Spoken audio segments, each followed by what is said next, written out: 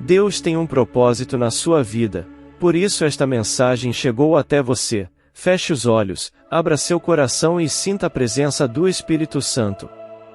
Há uma verdade no coração das Escrituras, um eco que transcende eras e culturas, que atravessa o próprio tempo e ainda assim ressoa no coração humano, lembrando-nos de que há algo mais profundo e duradouro em jogo em nossa existência.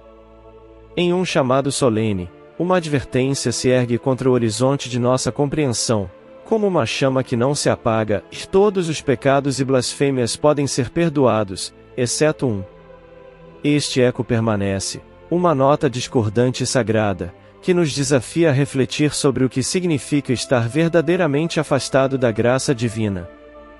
Quando lemos sobre o perdão irrestrito que nos é oferecido, um convite a todos, não importa a escuridão de nossos erros, percebemos uma misericórdia incompreensível e desmedida.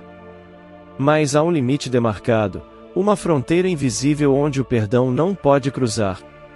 O que seria tão grave, tão irreparável, que nem mesmo a infinita compaixão de Deus poderia alcançar?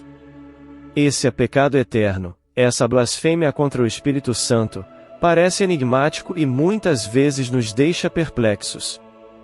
Poderíamos nos perguntar, como um Deus que é amor, que é a própria personificação de misericórdia, poderia considerar uma transgressão tão imperdoável? E a resposta parece estar escondida, não no tamanho do erro em si, mas na dureza do coração que escolhe rejeitar a essência da própria graça. O Espírito Santo é o portador da verdade, o guia para o arrependimento, o conforto divino que fala aos nossos corações. Ele nos revela o caminho de volta para Deus, o caminho de reconciliação e paz. Negar o Espírito é como virar as costas ao farol que nos guia em meio a uma noite tempestuosa, escolhendo, conscientemente, o exílio espiritual, mesmo quando o porto seguro está à vista. Não é que Deus recuse perdão, é que o próprio ato de rejeitar o Espírito é, em si, uma rejeição ao único caminho de redenção. O Espírito Santo não apenas transmite a verdade, mas ele também personifica o elo de comunhão entre nós e o Criador.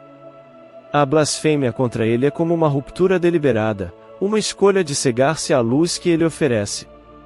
Não é um deslize acidental, é um endurecimento do coração, uma resistência constante ao amor transformador que nos busca incessantemente.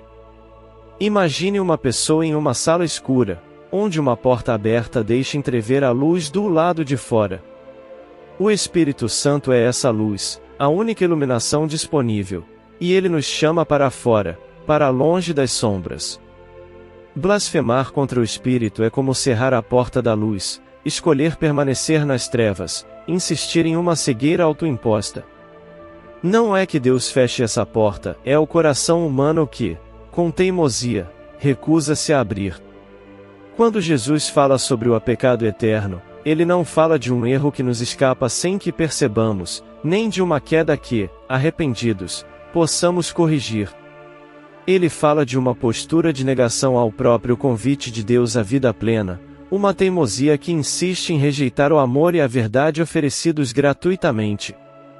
E esse pecado eterno não é algo imposto de fora, mas uma consequência natural da nossa escolha de nos afastarmos do único caminho de restauração. O pecado contra o Espírito Santo é, em última análise, um paradoxo, que é o único pecado que não pode ser perdoado justamente porque não é buscado o perdão.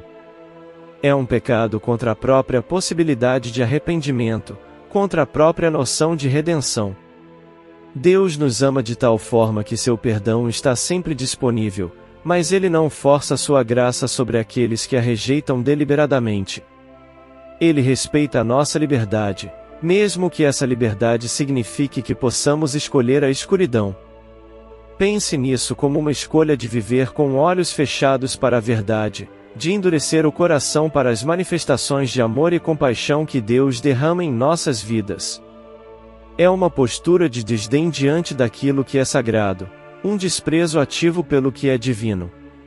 E essa é uma tragédia, pois o coração que rejeita o Espírito rejeita também o consolo, a alegria e a paz que apenas ele pode trazer. E quando essa rejeição é mantida, ela cristaliza-se em um estado eterno, Um estado onde o coração não encontra mais caminho de volta, pois escolheu, ele mesmo, isolar-se na escuridão. O Espírito Santo é aquele que nos conduz para a vida, e negar sua ação em nós é, em essência, negar a própria vida. Jesus nos adverte não para nos assustar, mas para nos acordar para a gravidade de nossas escolhas espirituais. Ele nos chama a abrir o coração, a permitir que o Espírito entre, que o restaure e ilumine tudo o que ainda está preso nas sombras. Deus nunca se cansa de perdoar, mas o coração humano pode se cansar de pedir perdão. É por isso que o pecado contra o Espírito é tão grave, ele se torna a expressão de um coração que decidiu fechar-se para sempre, que decidiu viver separado da graça, da paz e da bondade. Que possamos, então, buscar a luz, permitir que o Espírito Santo nos guie e, humildemente, reconhecer nossa necessidade constante de sua presença, para que jamais nos afastemos do amor que ele nos oferece com infinita generosidade.